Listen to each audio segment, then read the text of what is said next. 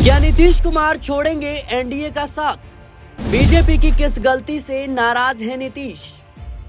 लालू परिवार से नीतीश कुमार की क्यों बढ़ रही है नजदीकियां? क्या बिहार चुनाव में फिर दिखेगी चाचा भतीजे की जोड़ी?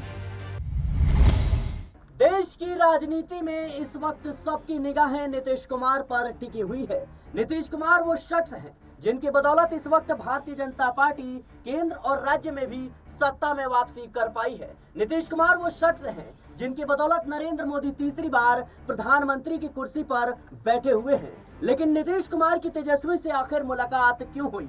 नीतीश कुमार की दोस्ती आखिर लालू परिवार से क्यों बढ़ रही है? नीतीश कुमार की खामोशी क्या भारतीय जनता पार्टी की मुश्किलें बढ़ाने वाली है? आखिर नीतीश कुमार के मन में चल क्या रहा है? आखिर नीतीश कुमार क्यों इतने बेचैन नजर आ रहे हैं? क्या नीतीश कुमार एक बार फिर से सत्ता परिवर्तन की कोशिश करेंगे? क्या नीतीश कुमार एक बार फिर से भारतीय जनता पार्टी से रिश्ता तोड़ते हुए नजर आएंगे? ये सवाल यूं ही नहीं उठ रहे हैं। दरअसल जिस तरीके से बीते दिनों नीतीश कुमार ने तेजस्वी यादव से मुलाकात की, उसके बाद से मामला इतना बढ़ गया कि नीतीश कुमार को खुद भरे मंच से जेपी नड्डा के सामने सफाई देनी पड़ती है और कहना पड़ता है कि हम आप ही लोगों के साथ हैं और आप ही लोगों के साथ रहेंगे। एक आध बार गलती हो गई, लेकिन अब गलती नहीं होगी। लेकिन क्या नीतीश कुमार की इन बातों पर भरोसा किया जा सकता है? अगर नीतीश कुमार की सियासत को देखें तो इन तमाम तरह के बयानों का कोई मतलब बनता ही नहीं है, क्योंकि एक राज्य के मुख्यमंत्री के तौर पर नीतीश कुमार 9 बार शपथ ले चुके हैं और 4-5 बार वो पाला बदल चुके हैं। नीतीश कुमार ये वही शख्स हैं जो कई बार कह चुके हैं कि मर जाना पसंद है, लेकिन उनके साथ जाना कतई कबूल नहीं है।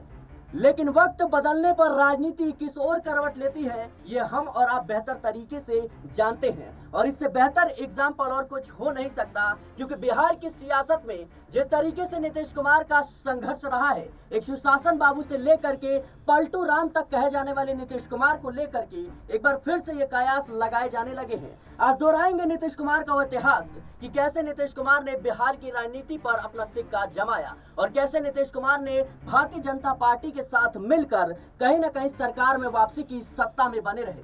सीटें चाहे जेडीयू की कम ही आई हो या भारतीय जनता पार्टी की ज्यादा हो, लेकिन मुख्यमंत्री की कुर्सी पर भारतीय जनता पार्टी नहीं बल्कि नीतीश कुमार ही बैठते हैं। और ऐसे में सवाल इसलिए भी उठ रहे हैं क्योंकि इस वक्त केंद्र में नीतीश कुमार की बदौलत कहीं ना कहीं एनडीए की सरकार बनी है। तो क्या नीतीश कुमार एक बार फिर से सत्ता परिवर्तन की राह देख रही हैं? खंगालें या नीतीश कुमार का इतिहास कि नीतीश कुमार का कैसा इतिहास रहा है और कितनी बार सत्ता परिवर्तन नीतीश कुमार ने की है, और नजर डालेंगे कि नीतीश कुमार के उन तमाम बयानों पर कि आखिर नीतीश कुमार के इन तमाम बयानों के क्या मायने निकाले जाए। क्या इसके ये मायने हैं कि अब आने वाले समय में बिहार की राजनीति में एक बड़ा उलटफेर हमें देखने को मिल सकता है? जिस तरीके से नीतीश कुमार ने इंडिया गठबंधन की नींव रखी, लेकिन वक्त बदलते ही उन्होंने जज्बात बदल दिए और सीधे एनडीए से जुड़ गए। यानी नीतीश कुमार के मन में इस बात का डर जरूर था कि अगर वो इंडिया गठबंधन के साथ रहते हैं तो प्रधानमंत्री का सपना तो पूरा होने से रहा, लेकिन जिस तरीके से एनडीए के साथ मिलकर जेडीयू का सीट शेयरिंग है और जेडीयू का जो वोट प्रतिशत है उसमें बढ़ोतरी देखने को मिलती है, ऐसे में इंडिया गठबंधन के साथ न ही उन्हें उतनी सीट मिलेगी और न ही उतनी सीटों पर जीत। नजर डालते हैं और एक रिपोर्ट दिखाते हैं आपको कि किस तरीके से नीतीश कुमार ने जब साल 2022 में बीजेपी से बगावत की थी तो उस वक्त उनके शब्द क्या थे, और दिखाएंगे कि गृह मंत्री अमित शाह ने नीतीश कुमार और लल्लन सिंह के लिए क्या कुछ कहा था। पहले देखिए नीतीश कुमार क्या कुछ कहते हैं। को तो जब वो अलगो बन गया तो उसके लिए भी उन्होंने कह दिया कि दे दो उसको, और जब अलग बना ही दिए हो तो उसको पैसा दे दो, और बाकी सब कुछ के लिए वो सब जगह जा करके।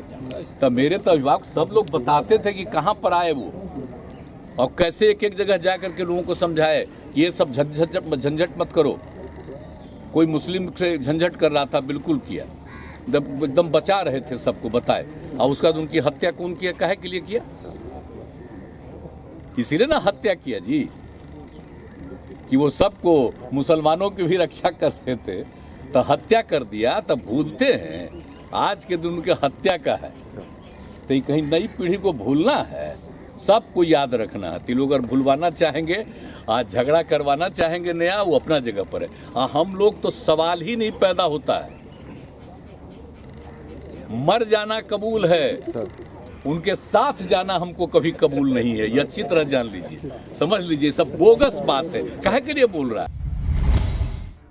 तो सुना आपने किस तरीके से नीतीश कुमार कह रहे हैं कि मर जाना कबूल है लेकिन उनके साथ जाना कबूल नहीं है। लेकिन अब बयान दिखाते हैं आपको गृह मंत्री अमित शाह का। जब बिहार में जाते हैं तो वो कहते हैं कि नीतीश बाबू और लल्लन बाबू के लिए अब दरवाजे बंद हो चुके हैं, यानी नीतीश कुमार और लल्लन सिंह यानी जेडीयू से कभी भी गठबंधन नहीं होगा। लेकिन वक्त आते ही किस तरीके से बयान बदल जाते हैं और तमाम नियम कायदे बदल जाते हैं। नीतीश कुमार एक बार फिर से एनडीए से मिल जाते हैं और गृह मंत्री अमित शाह नीतीश कुमार को गले लगाते हुए नजर आते हैं। सुनाते हैं आपको गृह मंत्री अमित शाह का वो बयान।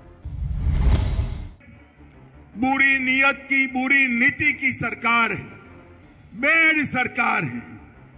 भ्रष्टाचार का बी, अराजकता का ए और दमन का डी, तीन मिलकर ये बेड सरकार बनी है। ये बुरी सरकार को उखाड़कर फेंक देना है।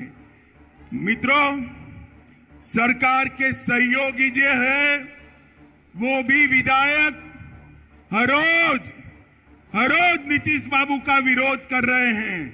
वो भी जनता के विरोध का सामना कर रहे हैं। इनके आधे एमपी भाजपा के दरवाजे खटखटा रहे हैं।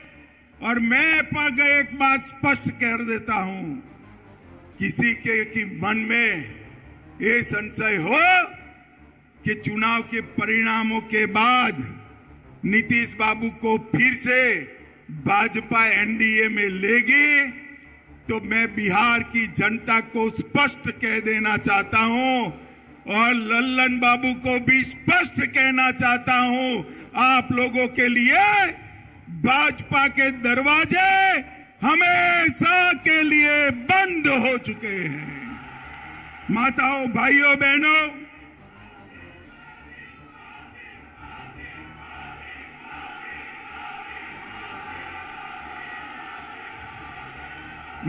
भाइयों बहनों, आपके नारे बता रहे हैं। जनता भी चाहती है कि अब नीतीश बाबू को वापिस न लिया जाए। यही चाहते हैं ना आप? यही चाहते हैं ना? ऐसा ही होगा, आप चिंता मत करिए। ये जातिवाद का जहर घोलने वाले नीतीश बाबू और जंगल राज के प्रणेता लालू प्रसाद अब इन दोनों के साथ भारतीय जनता पार्टी कभी राजनीतिक सफर नहीं तय कर सकती। मैं बिहार की जनता को कहकर जाना चाहता हूं।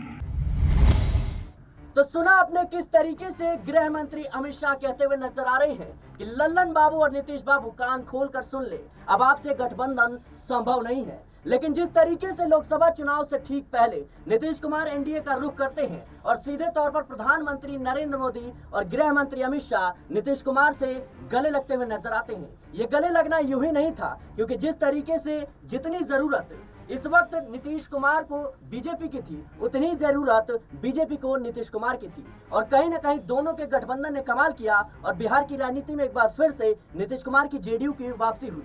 ये वही जेडीयू है जिसको लेकर कयास लगाए जा रहे थे कि लोकसभा चुनाव के बाद इसका अस्तित्व खतरे में है, नीतीश कुमार की सियासत खतरे में है। लेकिन जिस तरीके से जेडीयू की वापसी हुई, नतीजा ये हुआ कि आज नीतीश कुमार की बदौलत ही केंद्र और राज्य में भारतीय जनता पार्टी की सियासत में वापसी हुई है। लेकिन ये सियासत में वापसी आखिर कितनी देर तक रहेगी, आखिर नीतीश कुमार के मन में चल क्या रहा है, ये भी काफी ज्यादा अहम हो जाता है। नजर डालेंगे आज नीतीश कुमार के इतिहास पर कि किस तरीके से नीतीश कुमार ने सत्ता में परिवर्तन किया और कई बार उन्होंने पलटी मारी और कहीं ना कहीं भारतीय जनता पार्टी को भी चारों खाने चित किया। कभी आरजेडी के साथ जाते हैं तो कभी भारतीय जनता पार्टी के साथ जाते हैं। देखिए जरा रिपोर्ट। पहली पलटी, 17 साल का रिश्ता टूटा। नीतीश कुमार ने पहली बार 1994 में जनता दल से अलग होकर समता पार्टी बनाई थी। उस समय जॉर्ज फर्नांडिस नीतीश कुमार के साथ थे। 90 के दशक में ही नीतीश कुमार पहली बार बीजेपी के साथ आए। नीतीश कुमार ने 2005 में पहली बार बीजेपी के समर्थन से सरकार बनाई थी। लगभग 8 साल के बाद नीतीश कुमार ने पहली बार साल 2013 में पाला बदला था। उस समय उन्होंने भगवा पार्टी के साथ जेडीयू के 17 साल लंबे राजनीतिक गठबंधन को खत्म करने का फैसला किया था। उस समय नीतीश ने पीएम के रूप में नरेंद्र मोदी की उम्मीदवारी का विरोध जताया था।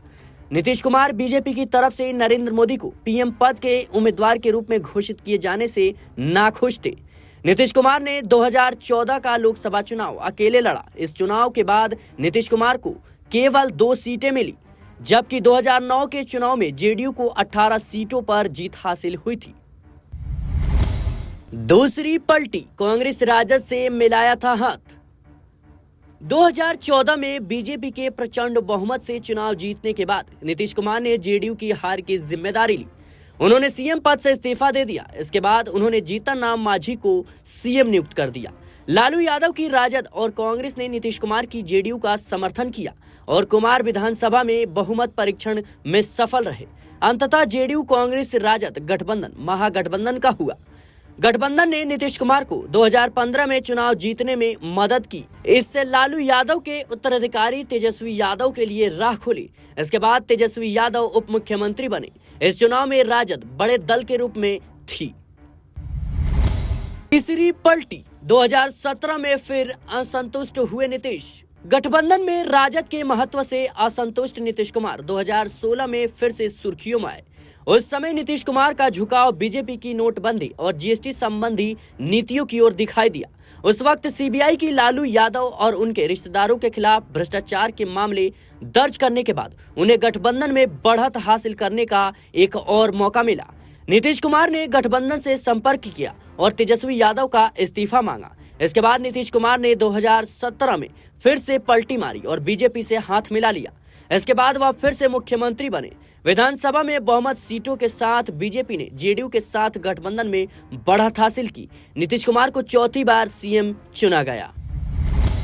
चौथी पलटी, 2022 में फिर असहज हुए नीतीश। गठबंधन के 1 साल पूरा होने पर नीतीश कुमार ने बिहार में 2 डिप्टी सीएम की नियुक्ति पर असंतोष के बीच बीजेपी के राष्ट्रीय नागरिक रजिस्टर पर आपत्ति जाहिर की थी।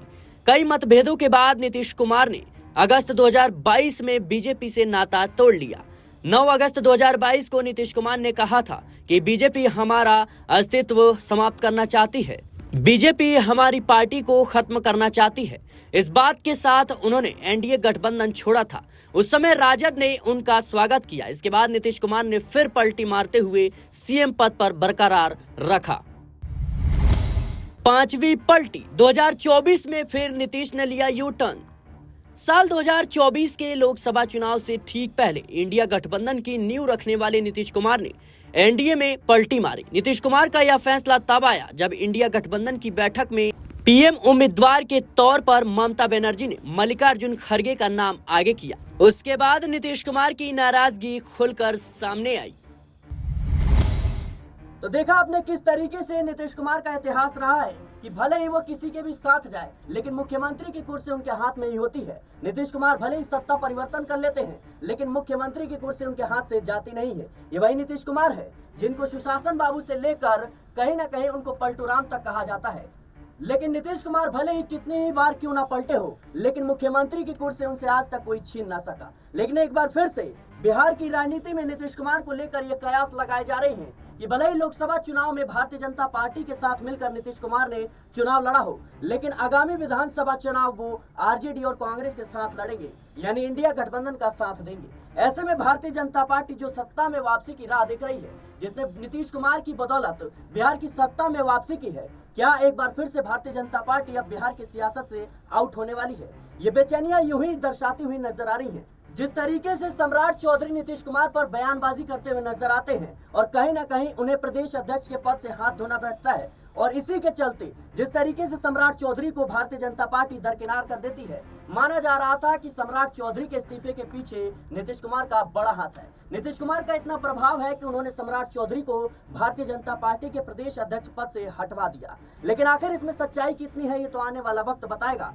लेकिन बिहार की राजनीति जिस तरीके से पलटती हुई नजर आ रही है, नीतीश कुमार की खामोशी जिस तरीके से लंबे समय से है, माना जा रहा है कि नीतीश कुमार जब भी खामोश होते हैं तो कहीं ना कहीं कुछ बड़ा खेल करते हुए नजर आते हैं। क्या वो खेल एक बार फिर से बिहार की राजनीति में होता हुआ नजर आएगा? और क्या लालू और नीतीश की दोस्ती एक बार फिर से बिहार की राजनीति में कमाल करती हुई नजर आएगी? और क्या भारतीय जनता पार्टी जो सत्ता में वापसी की राह देख रही है, जो सत्ता में वापसी के सपने देख रही है, क्या एक बार फिर से कहीं ना कहीं उसको झटका लगने वाला है, क्योंकि बिहार की राजनीति में कभी भी भारतीय जनता पार्टी ने अकेले अपने दम पर सरकार बनाई नहीं है, क्योंकि भारतीय जनता पार्टी को जितनी जरूरत नीतीश कुमार की होती है उतनी ही जरूरत नीतीश कुमार को भारतीय जनता पार्टी की होती है। और यही वो बड़ी वजह है कि लगातार नीतीश कुमार एनडीए के साथ रहते हैं। हालांकि 2-3 बार उन्होंने जरूर आरजेडी से हाथ मिलाया, लेकिन कहीं ना कहीं ज्यादातर उनका समय एनडीए के साथ ही बीता है। फिलहाल के लिए इस रिपोर्ट में इतना ही। देश और दुनिया की तमाम खबरों के लिए बने रहे नेक्स्ट 10 पॉलिटिकल बाइट के साथ।